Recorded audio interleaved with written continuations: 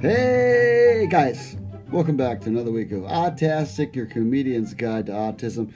I'm one of your hosts. My name is Kirk Smith, and my co-host and buddy Graham K. Hello, everybody. Welcome back. Thanks for the continued listenership and supporting the pod, and thanks again to all our Patreon subscribers who subscribe at Autastic.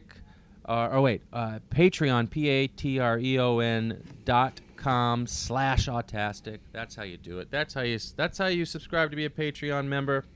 Now, a lot of podcasts, if you're a Patreon member, you get bonus material. For this one, you don't. You just get to donate $1 to $5. I think those are the two settings we have per episode. And lately, we've been doing like 2 a month. Maybe sometimes 3 a month, and so it's pretty cheap. It helps us pay for the hosting of the podcast on that we use a service, a platform that helps it. I don't understand how, but it shoots it over to iTunes and Spotify and all that stuff, and we have to pay for that. And anyway, that it sort of covers that. This, as most of you know, is not a get-rich-quick scheme. The Autism Awareness Podcast. Podcast. One if it is. Yeah, it's a real bad one. But we have been. I suggest other scams if you want to make money. Yeah. But I still. It's been like 7 years. I still enjoy doing it. Peter is evolving. Your son JJ is evolving. There's still plenty to talk about. Autism research is evolving every day. You and I are not evolving. But, that's okay. I'm definitely devolving into we're falling a apart. tub of lard. I'm getting fat. Yeah. Hey, look, I had hip surgery this year. I played basketball for the first time in 3 years today. Hips don't lie. And I feel good, man. I'm back. Graham's back, baby. I'm like RoboCop. He's back. I'm the Bionic Man. But of course, if I'm going to play a half-hour basketball, I have to do 45 minutes of stretching. But yeah. Welcome to old age. I know. But I feel good. It's good to talk to you. I still enjoy doing the podcast. I enjoy catching up with my friend Kirk once a week. We don't get to see each other. Kirk works hard. He's always on the ships. He's got to support his son and himself. There's always something going on. Yeah. Always something going on with the Kirky man. This is the latest thing I got going on with JJ. I saw somebody sent me an Instagram message. Thanks for your follows on Instagram, Kirk Smith Comedy, if you're interested in seeing what's going on with me and my show dates. But there is a kid, and I should pull this up, but it's called there's a kid who has very similar autism to JJ, and the mom does these little videos about trying to make him talk. And so they use, if I understood correctly, they got him a phone, kind of like JJ uses these phones. Like a PEX kind of thing? Pardon? I'll let you talk. That's all right. I was just saying like a phone, like an iPod. So like he has music on it and YouTube and kind of like that. It doesn't make phone calls because the kid doesn't really talk. But they got him to understand that it's a communication device. So now this mom, youngish mom, maybe 40s, when she goes on business trips, he sends her text messages and mostly just says hi. But it's like, oh, I'm thinking of you. Which is like, oh, man. That's my God. Really, almost made me cry. Yeah, of course. I mean, you should have let it make you cry. It's okay to cry. I pushed it really far down. Yep. But next time it'll get me. So now we're gonna. So we had been doing. We have these calls every day with JJ, and we've been doing it so that it just goes to. He calls me on Facebook Messenger on an iPad, but I think we're gonna download Messenger or WhatsApp to his regular phone, and then do the calls on that, the regular phone, the phone that he carries around with him when he goes to do stuff, and then. Hopefully, over the years, we can get him to understand this is, I call him, you push this little button to go in this app, and then you push my face, and then it calls me. And, that's where you send me a little message. And, yeah, so that's the newest thing we're going to try. I was talking to his aides about it yesterday. The kid in this video figured out how to spell and read? So it's not clear how much he can spell. Yeah. And looks like he's about 15. Yeah. But he can write like one word. So like he'll write hi, or little. Yeah. So that's they just did this. Sure. And so I understand he's not writing the grapes. He's not writing. Hey, Mom, I missed you. I can't wait to see you again. Thank you for all you've done for me and your undying but loyalty and support. Hi is I'm thinking about you. Hi So, yeah. is like, dude, that's one of your life goals. One of your goals is to have your son say I love you, and you might not get that verbally, but you might get that in a text one day. So that'd be kind of cool, unsolicited. So it would be. And then after that, bonkers. I'm hoping I can get that from my daughter too, who's neurotypical. If she could unsolicited, just send me a message. I'm thinking about you, Dad. Well, that's a woman in her 20s. Just a joke. She'll just come a joke, around, buddy. you know. That's a good joke do. for people that have young adults in their life. They'll understand that joke. Yeah. Well, you tried your best. You're a good dad. I remember when you lived you moved to a small apartment in Beverly Hills so she could go to a good public school. You could have had a bigger place. A lot of sacrifices over the years. Yeah, you've made a lot. You made a lot. You're a good dad. You're a good man and a good dad. That's why I have this podcast, just to have you say those words to me. Somebody has to say them. So yeah. You're a. I'm joking. Yeah. You're not, but it's fine. But it's fine. But still, it's worth the podcast for me. Yeah, how's Peter doing? Peter's doing really well. He's in a good mood. The weather's good in Ottawa. He is busy. I can tell he's in a good mood because he's not calling me every day. He's calling me about 5 times a week. And also he is signing up for the activities that they do. His special needs group does like a dinner every Friday. So you can sign up for that if you want to go and hang out with people. And if he gets... Now, for a while, he didn't want to do that, I thought, right? Because he was depressed. Right. He was in a funk. When he gets in a funk, he doesn't want to leave his apartment. He doesn't want to do anything. And he becomes a bit of a hermit. He drinks too much. And he's healthy. He's active. His ankle is a lot better. He's walking around. The K-Boy's limbs are doing great. Knock on wood. And yeah, he's in good spirits. There's no real big news with him, which is always fantastic. Good. I did my show about him in Edinburgh for a month, and he likes that I do that. I told my parents about it. My parents were like, "Can we see it?" And I said no, because they're weird about that stuff when they see it. They're always complaining. We're like, "Well, that wasn't the way it happened," and it was the way it happened. And they'll be like, "Oh, that was disrespectful." My dad will always say, "Well, it's disrespectful to me." I'm like, "Well, it's my story, so, But, I say a lot of good things about my parents in the show. I make a point of saying my brother's very lucky. When he was diagnosed, they said that he was not going to be able to work. He was not going to be able to ride the bus by himself. He was definitely not going to be able to live alone. And the reason why he can do all 3 of those things, and these are the things that he is the most excited about in his life, are those 3 things.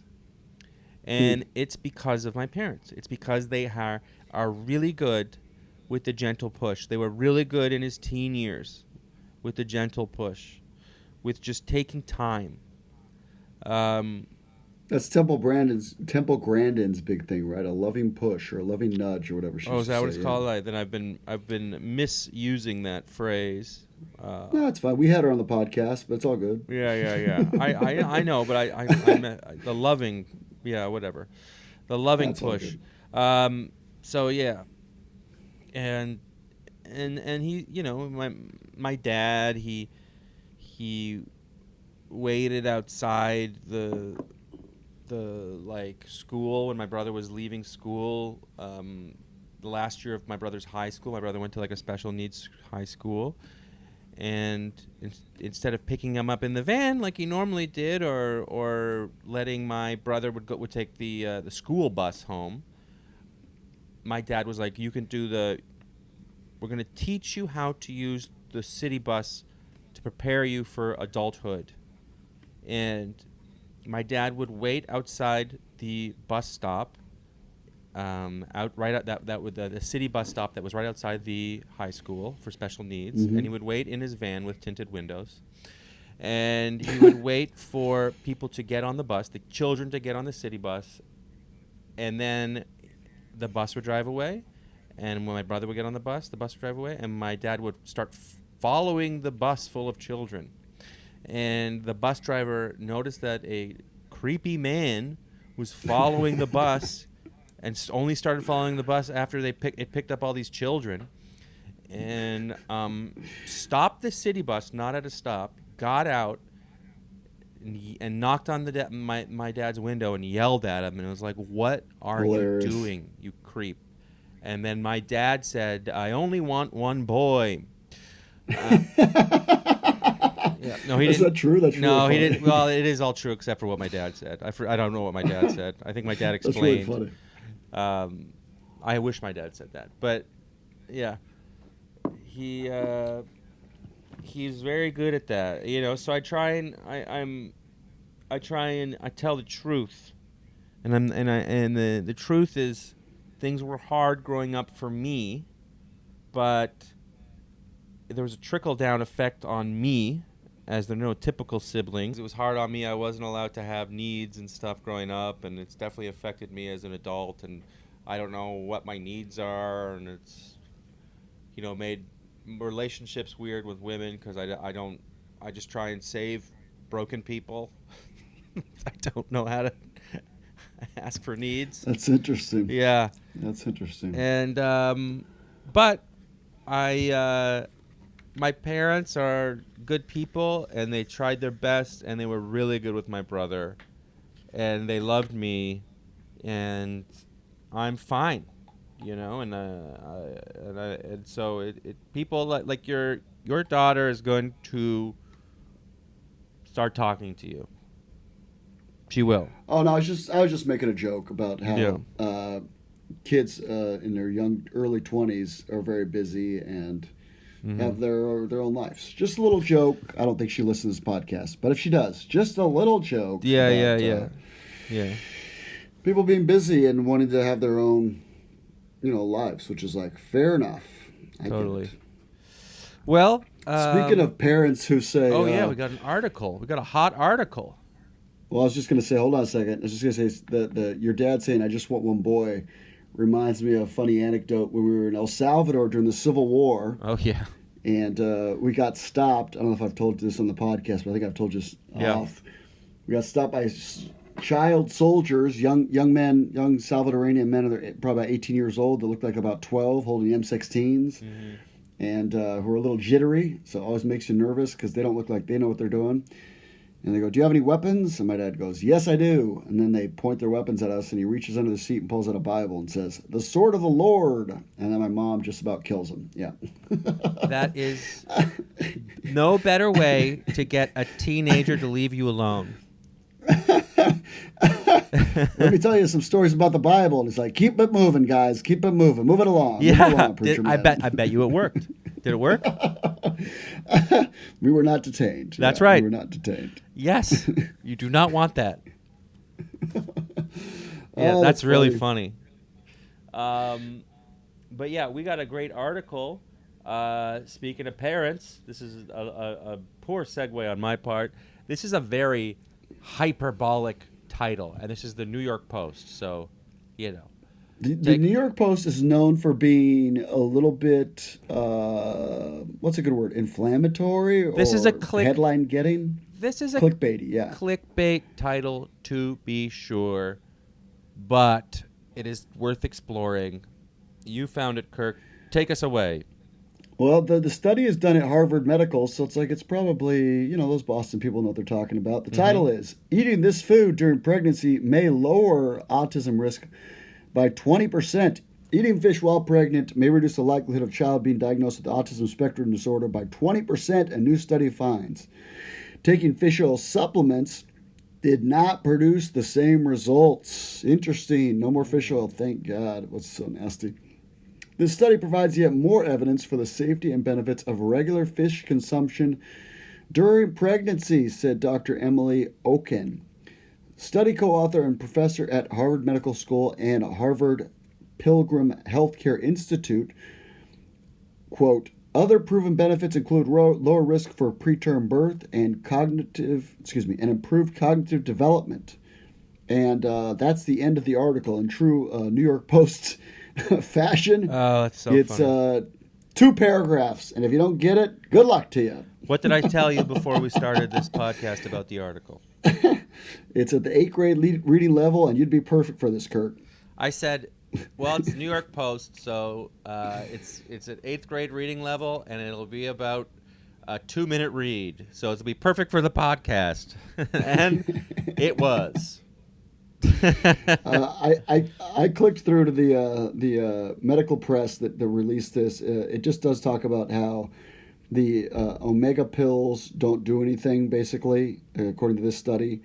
But the actual fish itself, revealed that about 25% of the pregnant participants reportedly never. Yeah, it just goes through how the study was worked, and it seems like a legit study. So it was published in the American Journal of Clinical Nutrition. I'm sure it is a legit study. I have limited faith that the author of this article read the study. But maybe read less than I read so far. Yeah. But it was interesting. 4,000 participants. Something so that if you got any pregnant friends or you're pregnant, give it a Google. Fish is good for you regardless. But didn't they say that fish is bad? Is like there's it did say if you click through to the actual study, it does clarify fish that are low in mercury. So that's right. If it's a high mercury fish, mercury's bad for pregnant people. Mercury's bad for everybody. It's true. Yeah. But I got a ton of. I only eat mercury. Is that bad? Should I stop that? It's not great. Not great, Grandma, but explains a lot. Darn it! Explains a lot. What do you got coming up, buddy? You got any shows in the city? What do you got going on? Oh, Dr. Old Grandma is in town for a little while, which feels good. I'm exhausted, but I'm going to be opening for Nate Bargatze in 2 weeks in the Midwest, and then I'm going to be headlining Yuck Yucks Calgary on Friday the 11th of October and Saturday the 12th. So Bent Elbow Casino, great place. Come on out to Calgary. Years ago. Hang out with old Grandma. We're gonna have a party. It's gonna be great. That's in October 11th and 12th. And then I'm going to be at the Comedy Fort. That's in Fort Collins, Colorado, November 29th and 30th. I love going out to Colorado. It's so fun. And, guys, you're great. Oh, I'll be in Rumors in December. Rumors Winnipeg. That's going to be cold. Jeez. Ooh. Yeah, that's going to be a tough one. That's December 17th to 21. Oh, my God. Okay. Honestly, though, that's the best time to do comedy up in Canada. It's too cold to be outdoors. Go inside and warm your little hearts and hearts. That's true. Okay. That's true. We'll be in a nice warm basement for some hot, hot jokes. That's good. All right, guys. Have a great week. You can do it. Bye-bye.